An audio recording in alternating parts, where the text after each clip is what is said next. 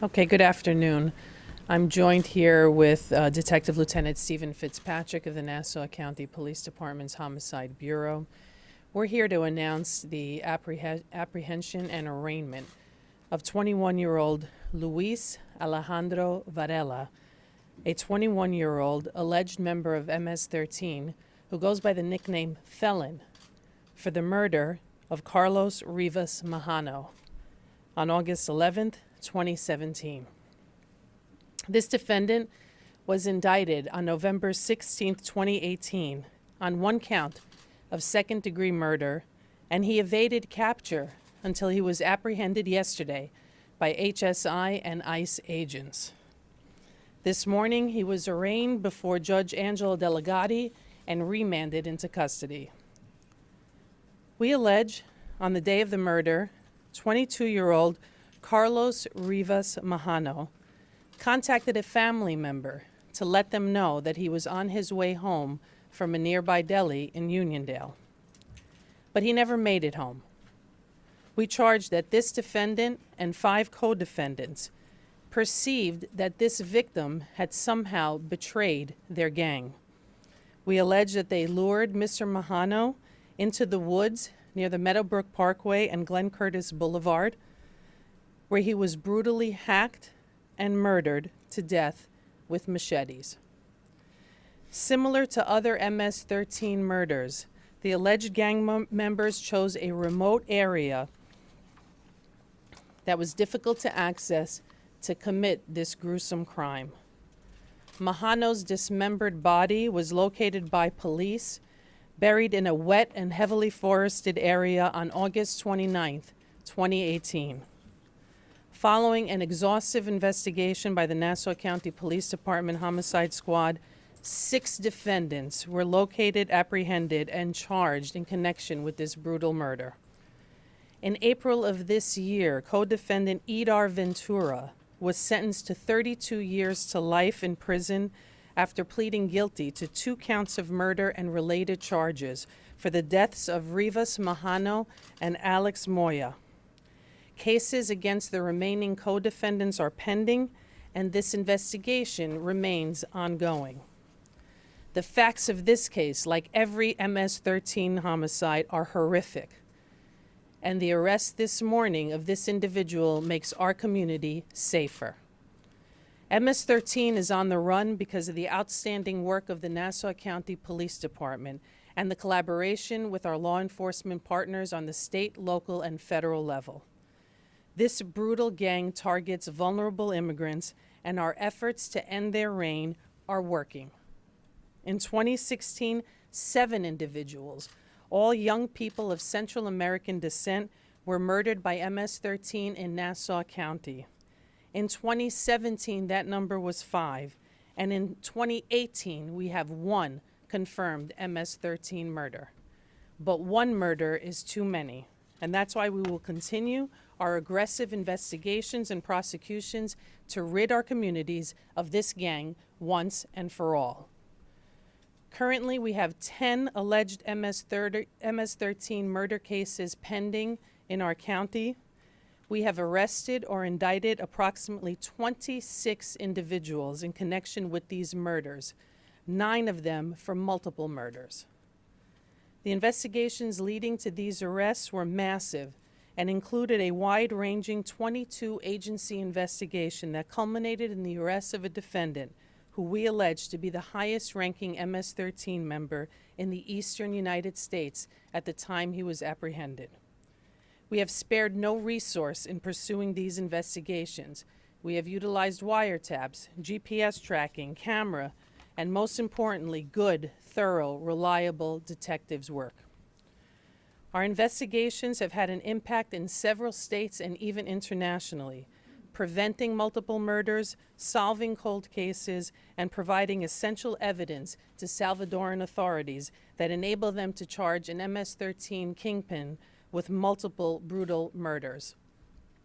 Not unlike our approach to the heroin epidemic, we're taking on MS-13 with a multi-pronged approach, educating kids about the perils of gang life to break the recruitment pipeline that entraps vulnerable immigrant kids as early as middle school.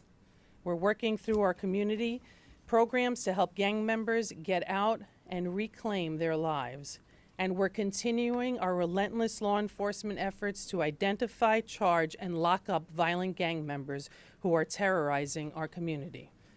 I'm grateful to all of the law enforcement agencies with whom we collaborate every day, especially the Nassau County Police Department, and I congratulate them on the outstanding job they did in the investigation of this most challenging case. With that, I'll turn it over to Detective Lieutenant Fitzpatrick. Thank you, District Attorney. I'd open it. I think she's been pretty inclusive of this whole case. If anybody has any questions, I'll ask them now. Was Majano in fact an informant? No, Majano was a member of the group, and he was suspected by them of certain cooperations or acting outside the rules of the gang, and that's how they marked him for a violation of the MS rules. And where has he been since November? His attorney says he's from Mineola, and she... This particular subject? I guess this is... He's been here on Long Island. It was difficult because we didn't have a active photo of him outside of social media. If you see his photo, he's a very clean-cut, well-groomed young man. He was in plain sight. We had issued a warrant for him. When he showed up in Federal Plaza for applying for U.S. citizenship, the warrant popped and we arrested him, or they arrested him. Was that yesterday then? Yes. Can you talk about what can you define outside the rules? Anything. You don't show up for a meeting, you don't pay they collect dues every month. If you're talking to the wrong person, if you're talking to a rival gang member, anything they perceive as a threat to their organization, you're in violation of the rules. And he was, for the violation of rules, we contend that he was supposed to get a beat down for 13 minutes. So. Hadn't he cooperated with law enforcement in other cases? If he is, I couldn't comment on anything like that if he is. So you're not saying he didn't? I don't have that knowledge with me right now. What's Varela's country of origin? El Salvador. You said he was supposed to be beaten for 13 minutes as a punishment for breaking. Usually it's a 13-second, 13-minute. I might have said minute. I meant 13-second beat down. But he violated the rules, and they came to a conviction in their group that he was supposed to be beaten for 13 seconds that night, and unfortunately he was killed instead. You said he was hiding in plain sight, so did he have a job that he was going Yes, to? he has family. He was working. He has family in Uniondale. He was living in Farmingdale. And then most recently he was in this local area here. Anybody else?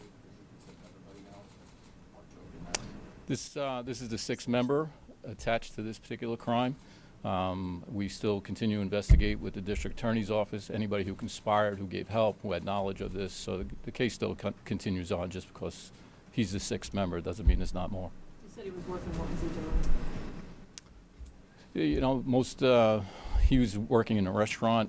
Other members that we've seen work in all sorts of restaurant jobs, landscaping, laborers, sprinkler systems. So they all were working. And what So- had led you to that sump last summer? I'm sorry? What had led police to the sump where the victim was found? During the investigation, we basically get pieces of information that lead us to a certain area. We had searched that area a couple of times prior to that time. And then most recently in that time period, a significant piece of information that came to us that I won't discuss, but led us to that sumpy area where the incline was with the bushes. There was like a whole overgrowth there, and that corresponded to the information we had, and we located the grave site. And there were 6 defendants and multiple machetes, correct? Do you know who had what role? Was somebody a lookout? Did somebody actually strike the fatal blow, or they all? Well, what we've seen in these particular cases, if there's 1 or 2 machetes and there's 6 people, well, everybody here is going to take a piece in this action. Otherwise, you might be next. So they don't want anybody to be the weak link, so to speak. So if you're there, you're going to take part in this action. So the machetes are commonly used as part of this punishment? Well, not so much. What I'm saying is if he violated the rules and he was going for a 13-second beat down, I don't say they would beat him with machetes. They probably beat him with fists and, kick him and stuff like that. In this particular case, he thought he was getting that. He was going to get killed. So one more question for the lieutenant. You said that he was applying for U.S. citizenship? Yes. Does that mean that it changes the scope? Because you guys have said in the past that a number of these MS-13 members have been undocumented, but this gentleman was applying for U.S. citizen. Does that change the profile of potential MS-13 member on Long Island? I don't necessarily mean it changes their profile. We've had U.S. citizens that were members of MS-13, so to say in one particular group or another, it's if they have this attraction to this group, or they get intimidated into joining, they could be U.S. citizens or not U.S. citizens. Anybody else? Okay. That's it? Thank you. Okay. Thanks, Steve. Is that okay? Yeah.